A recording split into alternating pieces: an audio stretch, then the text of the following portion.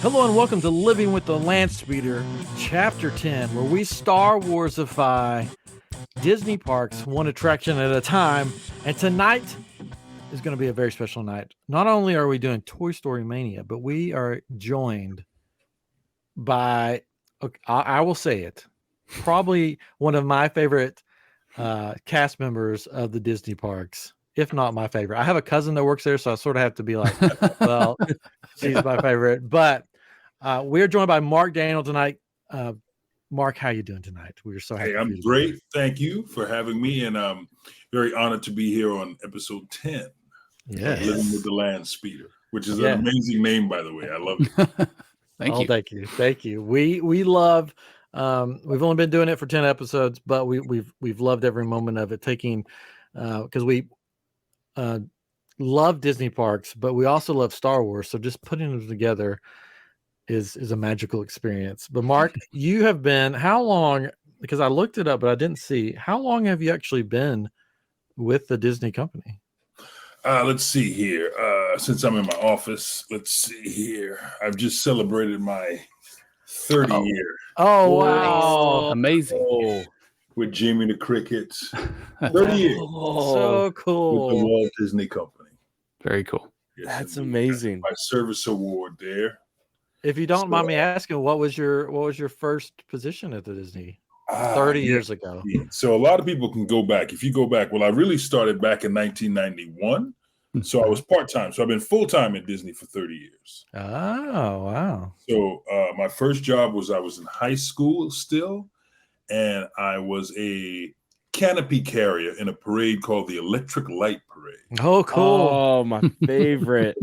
Yeah. So it was like, I don't know if you'll remember this. There was a canopy of lights that was carried by I was one of the canopy carriers, and there were dancers in beautiful gowns, and they were all illuminated, and they would dance under this lit canopy that we would carry down the parade route. Now, you know, it'd be crazy. I still have our old home movies of that parade. If I pull those up and see you, that's gonna be huge. That would be awesome because I'd love it. I would love it. You know, back then, I tried to take a picture of myself once, and it didn't. You know, back then, I'm talking about wind up cameras. Cameras weren't really. There was no such thing. Wind it. You have to So I tried to take a picture of myself before selfie was invented. It didn't come out good, but I'm gonna check because I have all those at my house here. Well, how old would you be then, Derek? Well, how long were you in the parade? I was in the parade. So I was in the parade in the 90s, right? Mm-hmm. And I was in the parade until it went away. So wow. In the 90s, and I don't remember the dates, I apologize, but I will tell you for a fact that I was in the Electric Light Parade, and then it went away and they brought in Spectral Magic Parade. Yeah. So the Electric Light Parade went back to Disneyland, I believe. Yep. And we had Spectral Magic. So I did both of those parades. So I did the ending of Electric Light Parade into Spectral Magic Parade. And so I'll have both of those videos too. So I would have had like 1993, 97, 98, which would have been the other show. So I'll look. I'll check it out. Yeah, you'd probably... There's a good chance I could be in the Electric Light Parade. You would see me and you recognize me. But by the time I got into Spectral Magic Parade, I became a character performer. So, cool. Yeah. So you would not have. You wouldn't see me. I'd see you. So you were a friend of somebody then. Yeah. But I was myself as a canopy carrier. We just wore like these big white hats with feathers in them. We had white knickers and like shoes with big buckles on them. Oh, I remember those. And a big billowy piratey shirt. And so we weren't lit up actually. We just like carried the canopy, and it was about the canopy and the dancers. It wasn't about us. Yeah, that's really cool. That kind of made my night because I'm like, now the childhood memories are flooding in. Oh, that's awesome. We took my grandmother, and she was in probably at that time late 80s, early 90s, like years old. She'd never been to Disney, and she came down and we went to Ohana's, and we didn't have tickets for her for the park, but we went around on the monorail. Okay. And we went to the guest services thinking they wouldn't do anything. And we're like, she's 90 years old. Is there any way we could just take her in to see the nighttime parade? And they were like, you know what? Come on in. And they let her come in her wheelchair. She sat there on Main Street. She'd never been to Disney parks before, and she watched the electric parade. Nice. And I'd never seen her happier in her life. A smile on her face. She thought it was the most magical experience she'd ever seen. And that was her Disney, because that's the only thing that she really did. Oh, wow. And it was just amazing. So yeah, that touches my heart that you were a part of that. You were in that parade. Yeah, she loved it. She loved it. She thought it was just the best thing in the world. First of all, that's so cool too. I mean, I want to give a shout out to the cast members that you went to speak to, and they said, "Yeah, bring her in." And first of all, before you even get to the parade, there's magic happening already. Yeah. So, wow. Yeah. And that's one of the reasons that I love the Disney parks, is just because of the cast members and the magic and seeing everything that you've done over the years has been amazing. You've done so much. Mm-hmm. Well, I want to share with you a moment with Spectral Magic that of my memory. Okay. I didn't grow up with Disney. I grew up in Trinidad and Tobago. And I came over here when I was about 12. I lived in Tampa. So I didn't grow up with Disney in my backyard or anything like that. But when I was in elementary school, my aunt took my cousins and I to Magic Kingdom. And didn't really know about Disney World and the theme parks or anything like that. My aunt was from America. My cousins lived in America, but I didn't. So they were excited, like, we're going to Disney World. I was like, okay, cool. So I went. I remember it was a lot going on. I do remember the Haunted Mansion. And I remember I watched the parade at night. And so did Walt Disney World. I remember riding the Haunted Mansion and being scared, because I'd never been in a haunted house that big before, little Halloween things, of course, but think about it. Like, Haunted Mansion, like, if you don't know it, it's a house. You go into a house, and if you're a kid and you just did Halloween stuff back in the 90s, you just had these little places, little parts of the mall that were turned into little scare places, Mm-hmm. Yeah. And with all those amazing effects and the mirror effect when you're in the Doom buggy and the ghosts are riding with you and everything. But so fast forward to my job at Disney, and I training in the Electric Light Parade, ELP we called it. And so they had to train us how to walk with the canopy, because you have to walk a certain way. It's kind of like a non-military march. You just kind of kick your foot, but everybody tries to be on the same foot so you can carry it with the least amount of stress on your back. And so we were backstage, and they were saying they showed us how to put on the harness. We picked up the canopy. There was like 6 poles, and you put those poles in a harness, kind of like you're carrying a flag and like a color guard. So we put them in the loop, and they pulled one of the floats out because we had to follow it. We had to learn how to walk with the float. So the float that came out, it's daytime. We're in the parking lot backstage where all the floats are stored. And this little turtle comes out, right? So if you remember, they had these little, like, they had a snail and a turtle. Yeah. The little turtle comes out with his little glasses on. And it comes out, and they say, okay, you're going to follow it. And it's daytime, so there's no lights on. And they turn it on. And when I heard the music, it went boom, boom, boom, boom, boom, boom. And it like totally, like, I had this moment of just like, it's like I heard that music when I was in the park. When I came for the first time, I saw that parade, and I didn't realize it until I heard the music coming out of that turtle. And I just had that moment, when the camera zooms in and it's like you move, but the background doesn't. Like, I had that moment, and I'm telling everybody, whoa, I saw this parade. Wait a minute. This is that parade. And everyone's like, what? And I'm like, no, I saw this parade. And everyone's like, yeah, we all saw it. What are you talking about? So, for me personally, it was that moment where I was just like, whoa, that's the first time I had a moment where cool. I was like, I'm part of something that can be people's memories, can be something to remember. Mm-hmm. Like you said, what you had with your grandmother, So that was so I had a moment like that too, and I did the parade. That's awesome. That's so cool. Really cool. Man, if we don't even theme anything, this is a great episode. Yeah. So you've done lots of different things in the Disney parks, and at some point you have gotten to experience working in Galaxy's Edge? I'm going to sort of segue it to move it into Star Wars. How did that come about? What was your first thing for Galaxy's Edge, and how have you enjoyed your time there? Oh my goodness. I've loved my time at Galaxy's Edge. It's a one-of-a-kind place, but I want to jump back really quick because I want to give a shout out to Star Wars weekends. Oh, yes, of course. So, yeah. So I'm going to just go back in time. I was able to do the first ever Star Wars weekends at Disney's Hollywood Studios. And this was, it was so much fun doing the first ever Star Wars weekends. I'll tell a really quick, small story. Yeah, go ahead. Star Wars weekends. Please do. Star Wars weekends was really cool because that's the first time I got to know the 501st. And if you listeners, I'm sure you're all Star Wars fans, so you all know 501st. And all your fans know 501st. But I'll just say it just in case they don't. It's a voluntary group of people that they get approval to portray. A lot of times they're stormtroopers, but they can be any character from the Star Wars universe. And they would come and be a part of the day parade at Disney's Hollywood Studios. So the main Star Wars characters were supplied by Disney, but the 501st would supply a lot of the stormtroopers and Tusken Raiders and different things like that. So I was able to do the first ever Star Wars weekends.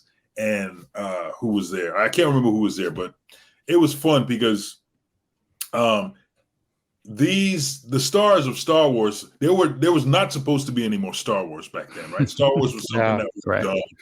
You know, so these people had moved on. Some of them remain actors, like Mark Hamill stayed doing voiceover work and, in animation. But most people, they were doing other things, right? Maybe other movies and such like that. So the cool thing is they weren't mega stars. So we just sat in the break room and talked to them. I sat and talked to Jeremy Bullock and Peter Mayhew, Mark Hamill, Billy D. Williams. We just hung out. So it was really cool. That's cool. David Prowse, getting to meet the guy who was in the suit, who played physically Darth Vader. So that was a lot of fun. So that was my first experience with Star Wars. And jump to Galaxy's Edge when they announced that they're going to do a new expansion of Disney's Hollywood Studios and make something very unique where you get to live your own story and bring it to life as much as they can. I remember I auditioned they had a role called, it was a role called a Kembe. Yes. It was a story of, and this was an actor, and they were looking for people that, you would help lead the building of a lightsaber. And I remember going and auditioning for it and just being really excited because whatever it was, I just wanted to be a part of Galaxy's Edge. And I used to do a show called Lights, Motors, Action. And Lights, Motors, Action, you remember that show? Oh, yeah. All right. That was a fun show. That was a show nothing like, it came from France. So again, I know your viewers know this. But if you don't, Light and Motors Action is a car stunt show. We have a stunt show, which is the Indiana Jones Epic Stunt Spectacular, which is mostly physical stunts of people running around and jumping and punching and kicking. But we had a show that came over from France called Lights, Motors, Action, which was a stunt show involving vehicles. So I was a part of that show. I played the director in that show, and it was a lot of fun. Yeah. But when that show closed and they were bringing in Galaxy's Edge, because I still worked at Epic and I was still driving on this little backstage road, I got to see them dismantle Lights, Motors, Action and build Star Wars Galaxy's Edge. So couldn't really see it, but you can see things coming up. And I remember at this point in time, Rogue One had come out. And I loved Rogue One. Rogue One is my favorite Star Wars film. And my second favorite. Oh yeah, second favorite. What's your first, Derek? Empire. Empire. Okay, it's Empire. Yeah. Yeah. But I will say, I know people are like, what are you talking about? I know that Rogue One is good because of Empire and because of A New Hope. Rogue One is good because of Star Wars, right? But I think that when Rogue One came out, that really spoke to me. Like I was really enjoying it. It's what it really was visceral for me. It really moved me emotionally. So it's my favorite Star Wars, and of course, Andor is my favorite series. But there was a moment where I could see being close backstage, parts of Galaxy's Edge being built. And I remember the moment I'd seen Rogue One and I loved it and I'd watched it many times. And what I loved about Rogue One it was the first time I was able to see the grittiness of Star Wars. Like, you're not just seeing the ships and the Millennium Falcon, which is old and beat up, or the cleanliness of the Empire, or even Tatooine, Mos Eisley. You see these things, but Rogue One like puts you could see textures, right? Yeah. You could see buildings and everything like that. And I remember loving that in Rogue One. And I remember the moment when I looked at what was coming up, and I looked at some of the spires and some of the textures of the wall and the domed buildings, and I said to myself, it looks like Rogue One. Like, I got so excited because it looked like what I saw in Rogue One. And you could see one ship, and it was the ship that's on Docking Bay 7, which is Cookie's ship. Mm-hmm. And they were like building that. So I got to see them install that and put it in and start, it was mostly painted, but then they start lighting it up so you can see like the engines glowing and stuff. And so just watching the whole process and then getting to open it. Not only that, but I got to live stream the grand opening. I hosted the live stream for the grand opening of Galaxy's Edge. I remember that. Yeah. So that was an honor. I also got to live stream like some sneak peeks into Galaxy's Edge so guests can see. But what was really cool is I was able to go, because Galaxy's Edge opened first in Disneyland. So I got to actually go to Disneyland on my own accord and check out Galaxy's Edge and check out the show that I was learning, which was really cool. So I went to opening weekend at both parks. So. Oh, nice. Okay. So we were there when you were here in Orlando. I was with you. Nice. So yes, I have 4 Savi's lightsabers. Been blessed to get them. And two. Each time that I've gone, I've hoped, because I knew that you were in there sometimes, that I've always wondered, maybe Mark will be in there. But it's never worked out. No, okay. I don't think I can spend any more money on Savis. Keep trying. You might be in trouble. Yeah, keep rolling that dice. I gotta go back. Last time we were there, when Ryan and I were at Disney together, he kept trying to get me to buy all these lightsabers. You need that one. You need that one. You need that. Yeah, well, as you can my see, money. All right. Yeah, I make kyber crystals, so it's made me some money. So, but you can write it off on your taxes. Oh, so I can keep buying. I'll tell them Yeah, it's a business expense. It's product development. I don't have any of the new ones. Research. You did You did get to interact. This is a jump to something else, but with Mark at the parks, we saw you on a video giving a secret about the Muppets. Oh yeah. You came to my Muppets meetup. Yeah. Yes, indeed. Ryan came to my Muppets meetup, which it was something I always wanted to do, because people would always ask me like, hey, are you I would love to do a tour with you. And of course I can't do that really. So I was like, if I just did it on my own time, and I said, nobody would show up. I don't think anybody will come. And I said, I only planned for like 5 people to show up. And it was really that was cool. Really fun. And I also did, I was also a performer at Muppets 3D. So I did a lot of shows at the parks. Yeah. The most of my blood, sweat, and tears goes into the studios.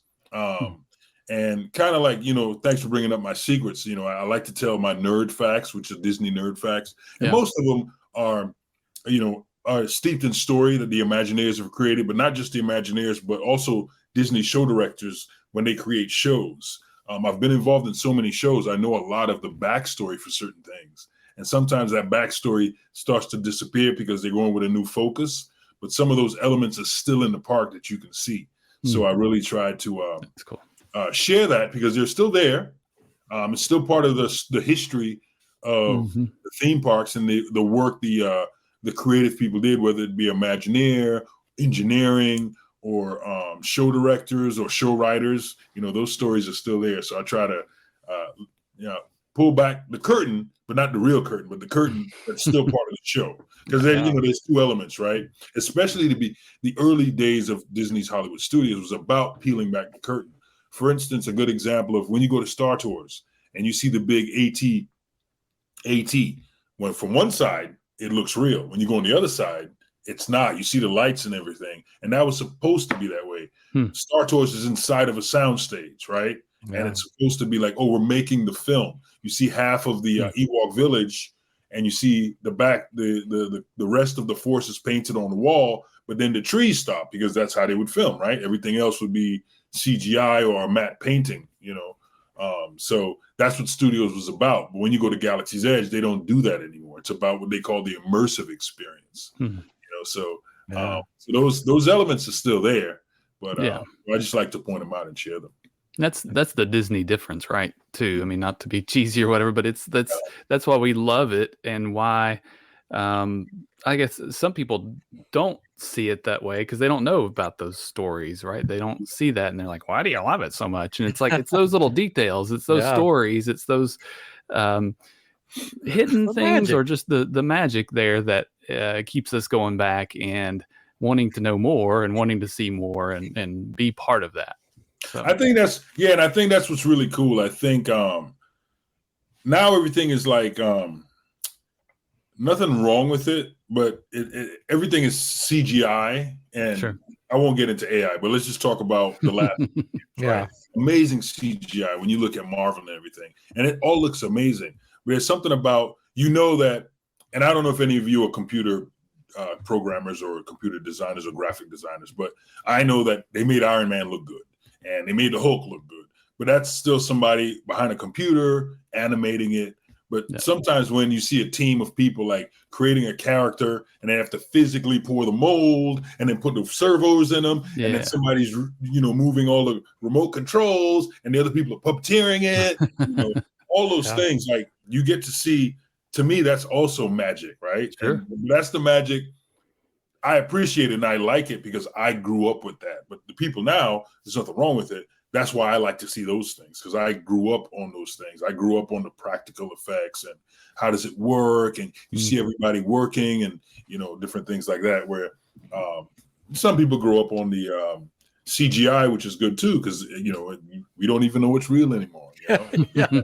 That's true. But at the end of the day, let's say a movie was all CGI, you can't really walk through the studio and look at stuff. You know, it's just all in the computer on a hard drive. But when you can walk through and look at props from films, you know, how cool is it to see, you know, that's the props from Back to the Future. That's the props from Jaws. That's from Star Wars, you know. Those things have a life of their own. And, you know, it's fun to see. Yeah. So did you get the chance to work on the Star Cruiser at all? Yes, I had the honor of being the pre-show for the Star Cruiser. That's right. Yes, because I got to go. I was one of the few last ones that got to go. And I remember that because I was there, and because I was like I went in costume. I was immersing myself, and then I saw you on the screen, and I'm like, "Hey, it's Mark." Oh yeah. How do you know Ryan went on the Star Cruiser? Because he'll tell you. Because this is what I tell people. I say it is one of the greatest experiences I've ever been a part of. Like, got to do. It was fantastic. Loved every moment of it, and I'm so sad that it's going away, but. It was, you know, it was just amazing, and I'm glad that you got to be a part of it. Did you get to go on it just as yourself? And no, I didn't get to go. Well, I missed. I wasn't able to go for the preview because they did a preview for the media and people who worked on it, and I missed that moment, and I still regret it. But I was on it for filming. I got to see it like in what they call B mode, where it's not, I don't even think that's the right term, but it wasn't in show mode when I saw it because we were like filming a lot. I was there when they were filming. So what I'm part of is the pre-show and the safety video. So there are actors in the safety video telling you, explaining when it's an in-story emergency and if there's a real emergency, because it's very immersive. So you have to make that distinction. And I was honored when they picked me to be in the pre-show, and it was, you know, when they asked me to do it, I was like, yeah, you know, great. You know, it was like a secret. I couldn't say anything. And I had to keep it quiet for a very long time. And it was really cool because the Imagineering team, Corey and Scott Throwbridge, you know, they said, and I forget. I know her last name is Morrow, but I forget her first name. They said, when we were thinking who could do this, and then we were like, Mark can do it. And so if people don't know, but for a long time, I was the main stage host for Star Wars Celebration. So I've had and also I work at Lucasfilm during their picnic. I actually go to Lucasfilm. I get to sleep there overnight. Oh, wow. So once in a lifetime thing. So a lot of the Star Wars fans know me as the entertainer that when they go to Star Wars events, I'm there. We're having a good time. And it came so much full circle of doing the first ever Star Wars weekends, and then doing we did Galactic Nights. I did that, and then I was doing Star Wars Celebration, and then getting to work because of David Collins getting me to work at Lucasfilm, and then being on the Halcyon was really cool. And they have that reaction that you had, Ryan. When I come on, I go, welcome to the Galactic Star Cruiser. So many people go, oh, it's Mark. And they say it's the good segue between you leaving the real world and putting you into the Star Wars world. They're like, when they see me, they go, oh, okay, this is cool. That's the Star Wars guy. He's going, okay, we're going over this way, Yeah. So when they told me that, when they thought of me, they're like, it's for Mark. Mark should do it. I was very honored. So that's cool. A nice feather in my cap. I'm sorry it is going to go away, but I'm glad that I got to be a part of it, and you got to be a part of it, and a lot of guests got to be a part of it. Or if you weren't a part of it, it did exist, and there was a place where you could play Star Wars overnight. Yeah. And people talk about it, and it's really good. The actors, a lot of my friends are on the Star Cruiser as performers and crew members, and they give it their heart and soul, man. It's a lot of work, but they make it work. And Ryan, you experienced it. So they were fantastic. And I took a bunch of my kyber crystals. I made special ones just for the Star Cruiser to hand out to all the actors and the cast members, and just telling them how thankful that I was for what they did, because they allowed us to play Star Wars for a couple of days, and it was amazing. And I wish I could do it again. A quick shout out to some of my friends, the Heroes of the Halcyon podcast. They are doing a party the 30th of August to celebrate the Halcyon. It's a private event. You can buy tickets for it. More tickets go on sale this Friday at Planet Hollywood. They've rented out a big room. And they're doing a lot of the cast, I think, are going to be there. Okay. So yeah, you might want to check that out. I can send you the info on that. But I'm hoping I can somehow get a really cheap plane ticket and fly down for it, because I've done a lot of stuff with them. We did some Make-A-Wish stuff together, and we've done some podcasts together. So I'm hoping I can fly down just for the party and hang out with everybody from the Halcyon. So, but they should have me there. You know what? They should have me welcoming people. Yes. Because you know what? It's such an incredible experience that people forget that I'm part of it. They see me go, it's Mark. And then when it's over, they're like, oh, that was awesome. Mark was in there? Oh, okay. Yeah, I'll get you guys in contact with each other, because I'm sure they would love it. They're cool, great people. Cool. Well, I guess we should do some Toy Story Mania. Yeah. Mark, I could talk to you literally all night long about and hear your stories, because they're all amazing. But I guess we should Starwarsify a ride. Starwarsify a ride. Yeah, I guess we should. So tonight we are doing Toy Story Mania. And for the first time listeners, or those who have listened before, how this works is we take an attraction at Disney World. Right now we're just doing Walt Disney World, one of the theme parks, something in the area. And we take it and we Star Warsify it. So what does that mean? That means we take the ride and we don't gut it. We don't level it. We just say, how can we make this ride or attraction Star Wars themed? So that's what we're going to do tonight. I think am I going to start tonight? You're starting tonight. I'll start all tonight. You, buddy. All me. All right. So when I think of Toy Story Land, Toy Story Mania, I think of my childhood, because of all the toys. And I wanted to figure out a way to keep that. So as I was thinking, I remember this that I have. If you're watching, you can see this. This right here is full of the Kenner. It's the Darth Vader action figure carrier. So if you're just listening, you can't see it. Yeah. This is all my Star Wars action figures from when I was a kid. All the original ones. Some of them are in better shape than others because as a child I played with them. I did not keep them in the packages because I didn't know any better. No, you did know better. I did know better. I played with them, and this is toys to play with, man. Yeah. Yep. So I mean, I wish I had some of these in the package because it could probably pay off my house now. That's right. But you know, that is what it is. But this is my Darth Vader case. So I thought, why not turn Toy Story Mania into a vintage Kenner? Sponsored by Kenner, right? Sponsored. So this is cool. This is toy. Right, this like is this. Yeah, hold on. I got my notes right here. To make sure that I like this a lot already. This is good. This is good. This is a Star Wars Blaster Challenge sponsored by Kenner because Disney Parks brought to you by. Yeah, brought to you by. Brought to you by Kenner. So the land is still going to be toys. This is going to be Star Wars toys.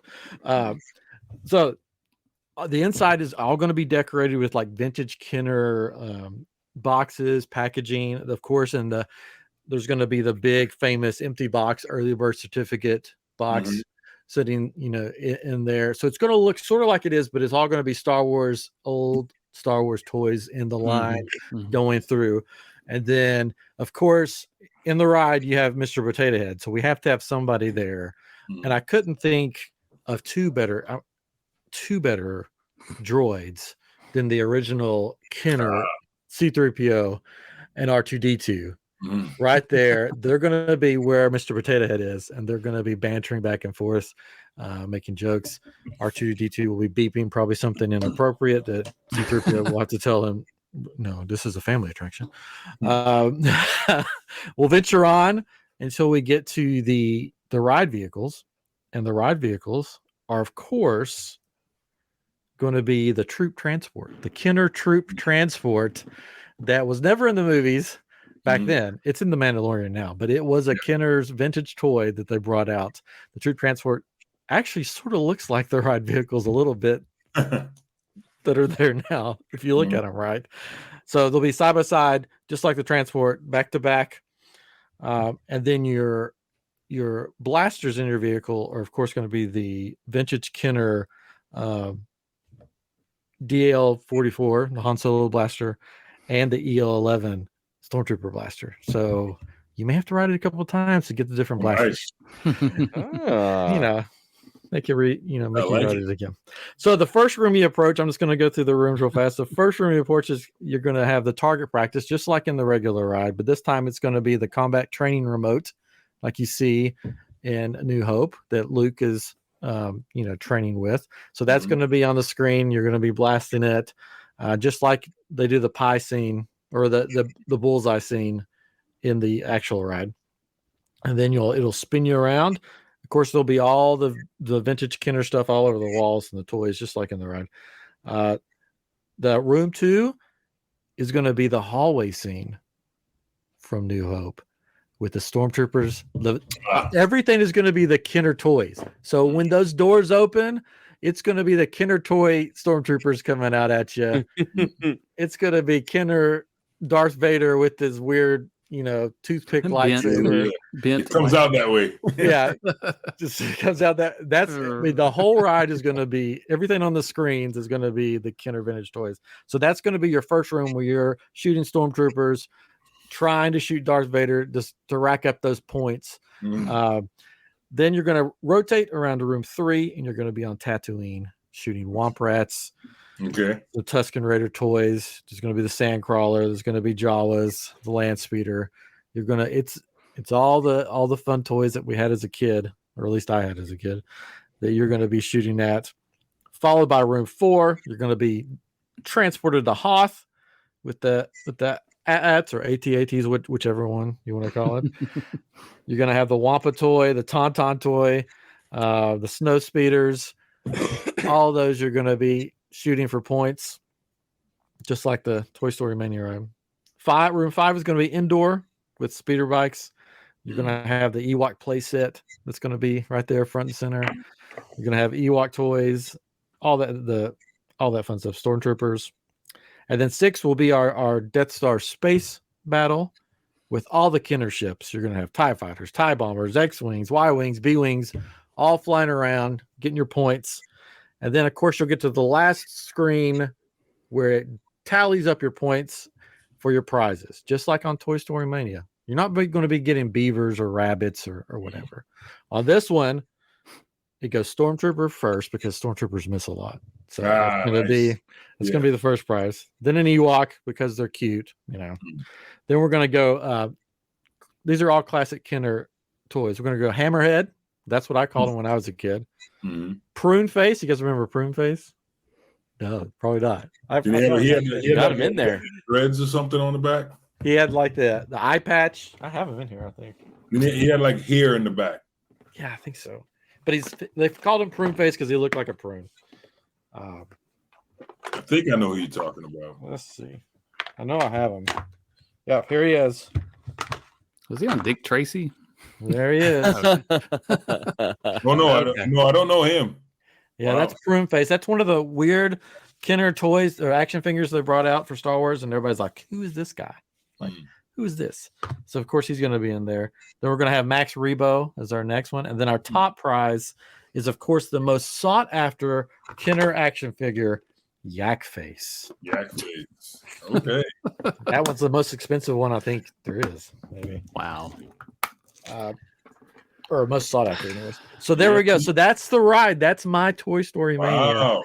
Wow. Kenner vintage. Ryan goes into a lot of detail. I do. I don't go into all that detail. I don't do that. No.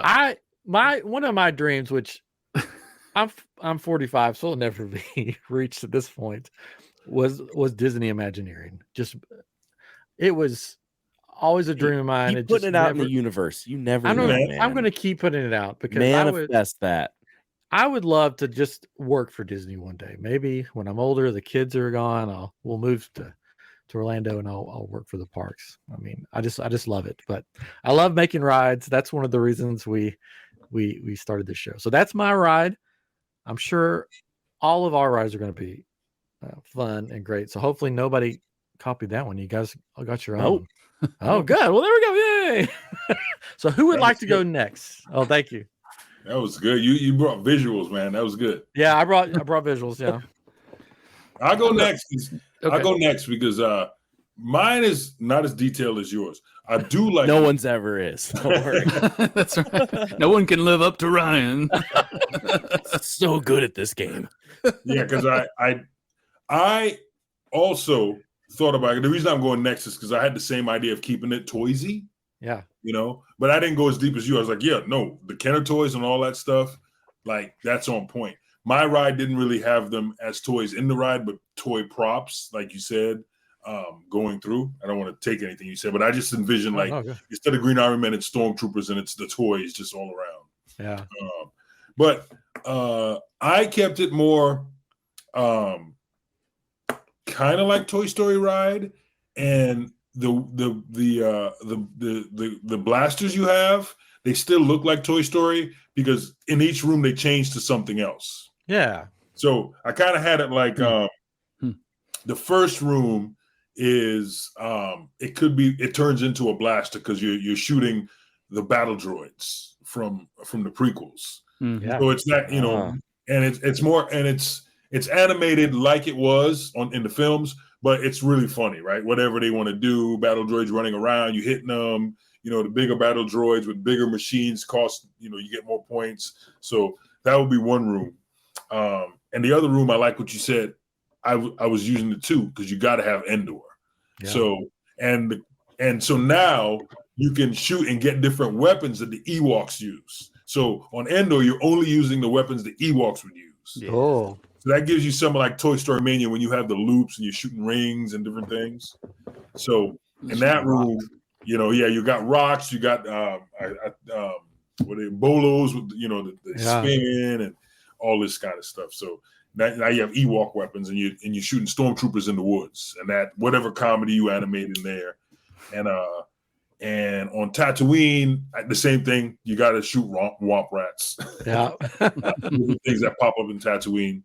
And I didn't go through all 5 rooms, but my other room finally would be the trench run to blow up the Death Star. So going along the trench, and this is a mission that they didn't know, but you're helping Luke because there are other cannons you're trying to take out. So he's trying to take out big cannons, but there's also little cannons along the trench. Yeah. And you can hear him, and he's like, flying through, and you're following him, and you're taking out cannons so he can go and finish off the Death Star. So, cool. Yeah, so, I like that idea. So you just had in this ride, your shooting weapon changes to whatever it pertains to. That's cool. I like it. I like it a lot. Yeah, you could almost make a whole ride just out of the trench run Mhm. as a game too. That'd be really cool. I mean, they've made that game before. That's true. Yeah. So, but yeah, not as deep, Ryan. But yours is pretty cool. I can see like shooting toys and toys coming out. That's just genius. I think it's such nostalgia. People would just go in there and cry, I think. Oh yeah. Yeah. And I can see all the jokes of the toys. Like, I'm sure toys had like, maybe the secret is that prototype Boba Fett that shot his thing. You know what I mean? Yeah. He's all white. But all the secrets that can be put in there and all the jokes and what you get points if you shoot this one, this AT-AT would always fall over because it couldn't stand up right. Like all that stuff. That's awesome. Yes. So that's mine. I love it. Very good. All right. So Derek said he wanted to go last, so I'm going to go next. All right. Uh-oh. What do you got for us?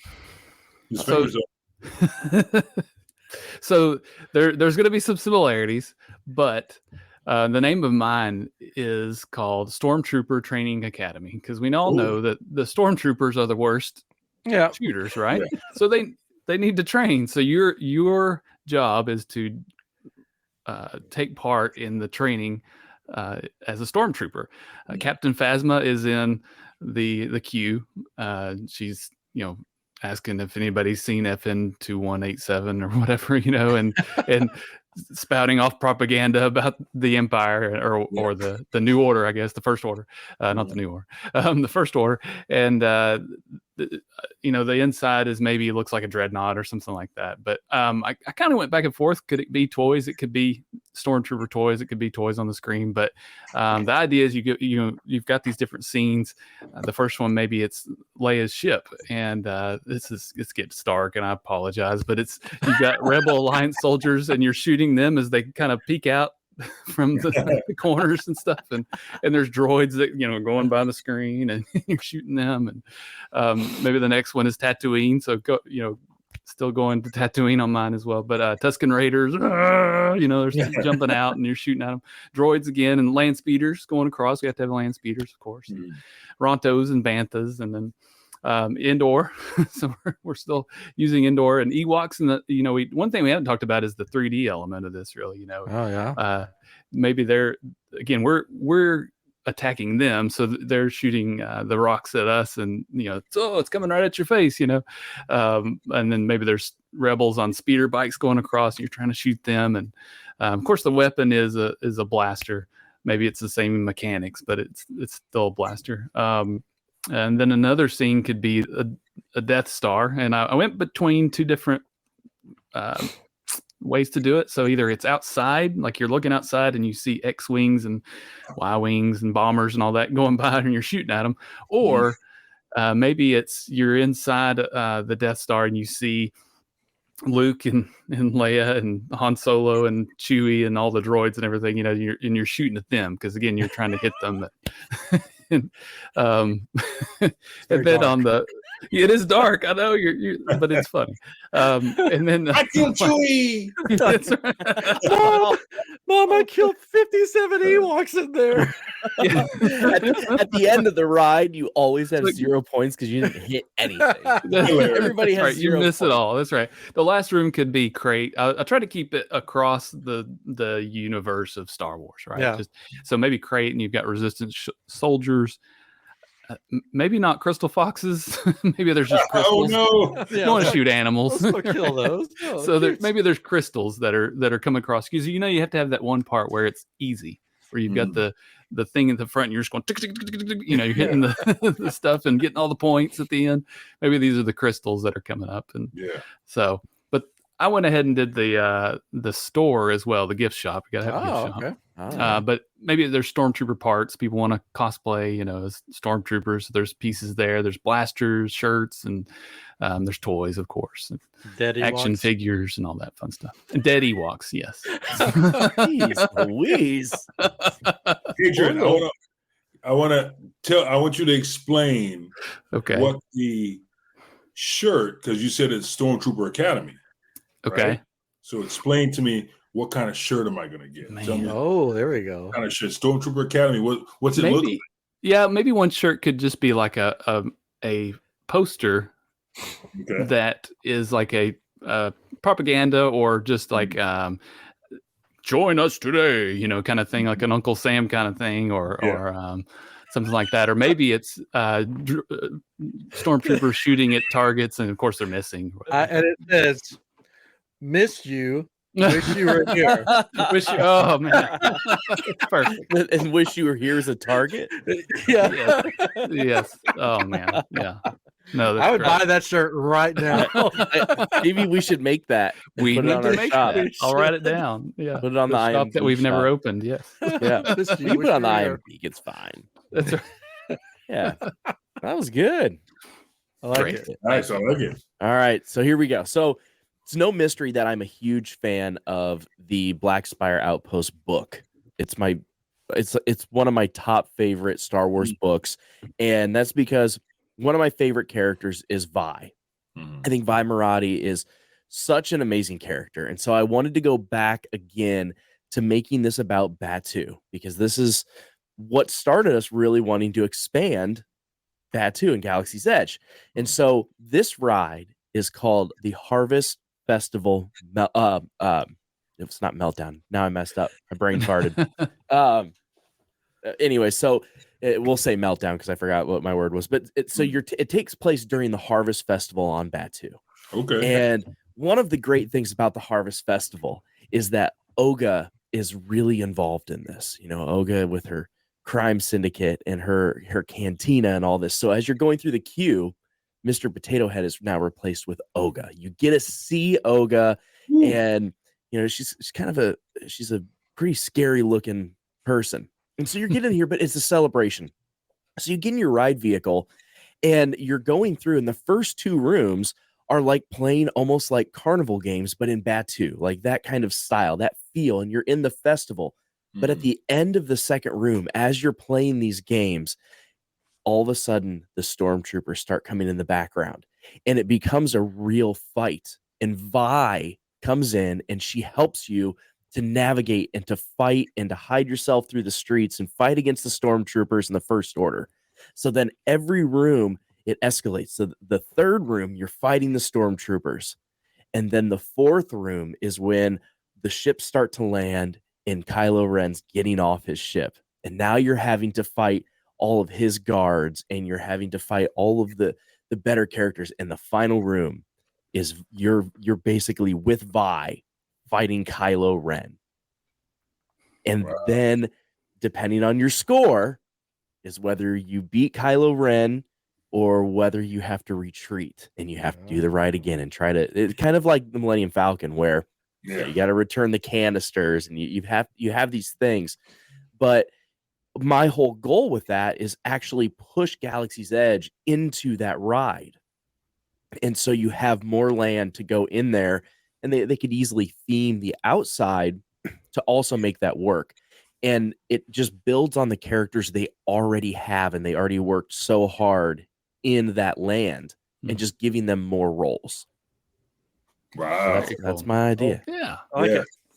Nice. I like it. That's really cool. What really got me, everybody, first of all, everybody got something, especially somebody who's at Disney, and I know, like, I don't know the formula, but I know enough about the formula. So everybody had something that got me really excited. So Derek, you got me really excited when you said you're playing carnival games in Batuu. Like, what does that look like for you? Yeah. For you, Katrin, I was like, the shirts are going to be really cool. Academy, because we had Jedi Training Academy. Like, those shirts are unique. Yeah. And Ryan, the action figures, like animating them and shooting them is going to be hilarious. Mm-hmm. but I liked, like you said, traveling and seeing more of Batuu. Yeah. And then also they're so like, especially like how the marketplace, the merchandise you buy is supposed to look like they're made by villagers. So I can only imagine how they would take regular carnival games and Star Wars them and make them, not only that, make them look like something on Batuu as well. Yeah. And that's what I kind of figured. And then if you had that, you could almost take the street vendors and start adding some of those actual games. Yeah. And then you can almost bring in that aspect where, you know, kind of like in Animal Kingdom, in Dinosaur Land, where you're playing the carnival games, but now you're in Star Wars and people are paying more money and they have these different experiences, but it would be so fun. But yeah, I would love to like expand and get more people's ideas on what carnival games would look like in Batuu. Yeah, that'd be fun. That's cool. And I like the idea of moving through Batuu. I mean, we see Batuu, we see Black Spire Outpost on Smuggler's Run. But we don't get to see. It would be cool to see Galma, Pika, you know, Sarabat. You know what I mean? Yeah. Everybody there, I think you know already. Everybody's from a place. So I'm from Galma. My character is from Galma. And each place is like Sarabat is kind of farmland. Pika is like rivers, fishing, and then Galma is like Manhattan. It's like real gritty.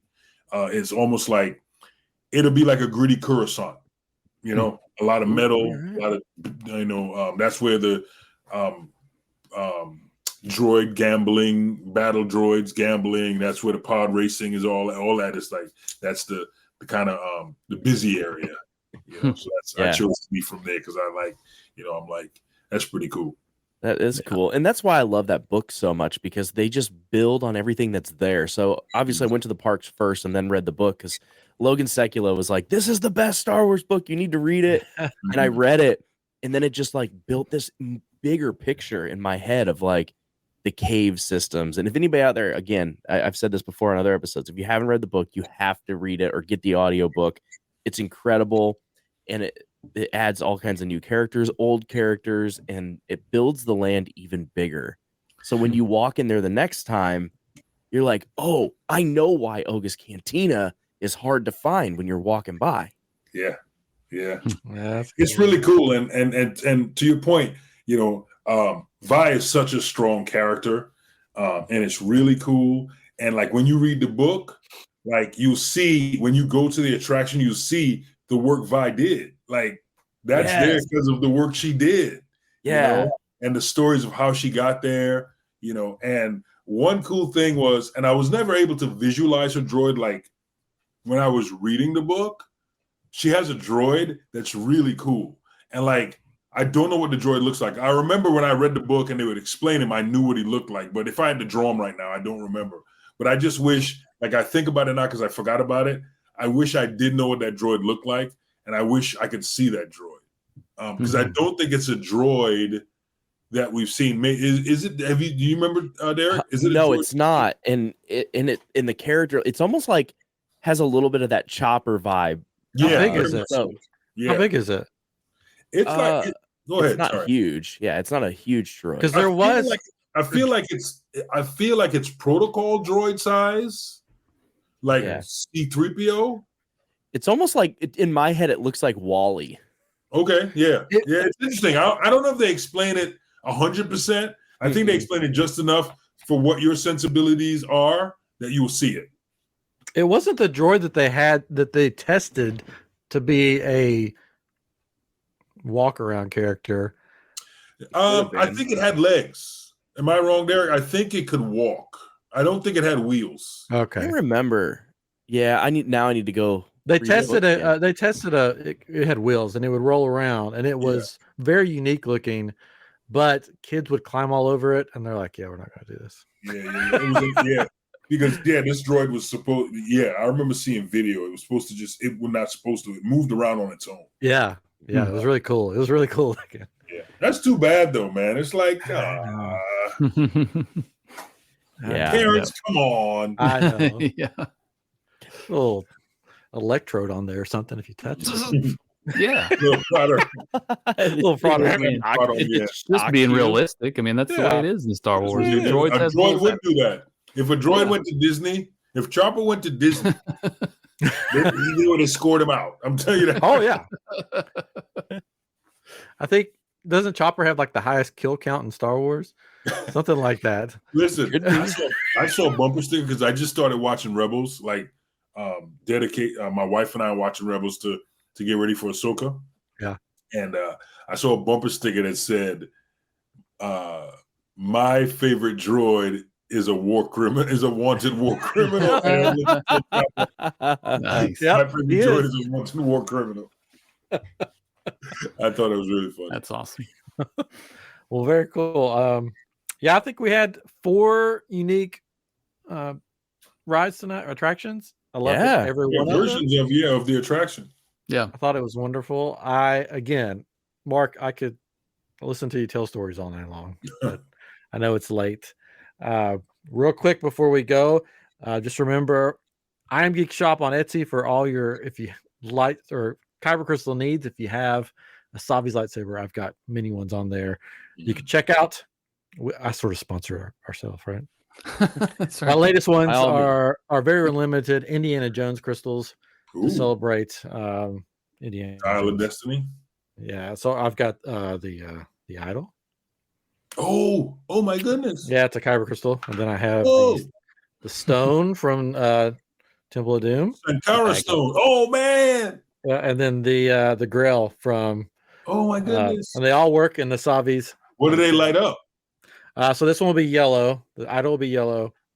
The stone will be red, and then the Grail is going to be blue. Oh wow! Naturally. Naturally, you choose what? Because it's the water. The water is blue. Well, and you got the guard. The guard, yeah, right. He's got that like blue shroud on him too. It's also the lighting in the room too, right? If you think about that scene where he's getting the cup, and it seems like it's kind of bluish in there. Yeah, and a little Easter egg for the blue. And Obi-Wan's voice is on there, and Obi-Wan is the club that they go to in Temple of Doom. There you go. What do you mean? You mean if you put it in a holocron? Yeah. Well, they work in holocrons too. They work in holocron, the Savi's lightsabers, and the Sith Wayfinder. He's a pretty fancy guy. We need to do more. You need a demo video. You do, because I didn't know that. If only you had a friend that does YouTube stuff. Yeah, I've got then out a video in a minute though. The Starkers are the Hoth icebreaker drink. I have that one right now. I got a bunch. I got some new ones coming out. I'm working on a special one for the Halcyon. Hopefully I can get it done and maybe bring some with me if I get to go. Oh, that's pretty cool. Yeah. So anyways, Mark, thank you for joining us tonight. If people want to check out your stuff, where can they find you online or on socials or wherever? All right, let's talk about my socials. Very simple. You can find me on TikTok, which is a lot of fun. You find a lot of my secrets on there. And on, I guess we say X now. On Twitter, on X. On the X. On the X. It's LOL, the number 4, Mark Daniel. And so LOL, the number 4, Mark Daniel. Or at LOL for Mark Daniel. Also, my website is markdanielcomedy.com. And my YouTube as well. LOL for Mark Daniel. I kept the same brand all the way across. So, and then Facebook, Mark M. Daniel. But they don't worry about Facebook. Well, thank you again for joining us tonight for Chapter 10, for Episode 10. I've had a blast. Yes. Mark, you are great. You are welcome back on anytime you want to come on to Star Wars or something. Yeah, I would love to. I want to say something really quick before I go. I'm in the process of writing a book. Oh, cool! And, cool. It's a unique book. I'm an avid exclusive cast member pin collector. So I have a large array of pins that normal guests don't see because they were made for cast members. So cast members are also pin traders, and there are pin trading pins. We can trade them if we want, but they're exclusive to cast members. So my book tells my story through my memorabilia and my pins. Like I'll show you this here. This is very unique. This is a cast member name tag pin, but it was made by Rebus Brothers. It's a crystal. Oh, wow. Yeah, they made it a couple of years, and you get your name. But these are now discontinued. You can't if you only could get them when they made them. So it's an official Walt Disney World name tag for cast. Well, it's an ornament, but it was made exclusively for cast members. That's cool. So, so I tell my career through exclusive cast memorabilia. So I'm pretty excited. Wow. That's really so I'd love to, when I get that book done, I'd love to come on the show if I can. Oh yeah, for sure. Of course. Plug it. Yeah. When do you think it'll come out? I'm hoping that I was trying to get it done by my 30th anniversary, which was last month or this year, but probably next year. Yeah. So I got to double down. Oh, cool. So, and I haven't told anybody that. So this is exclusive. Ooh, exclusive.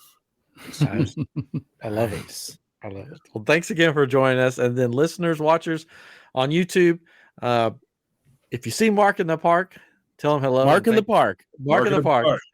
Usually Mark's Mark. Yeah, tell him hello and thank him for everything that he does to make the magic happen at the Disney parks. Thank you again, Mark. This has been Chapter 10 of Living with the Landspeeder. We'll see you next time with something new, another attraction to Starwarsify. Good night, everybody. Bye-bye. Bye. Thanks for having me.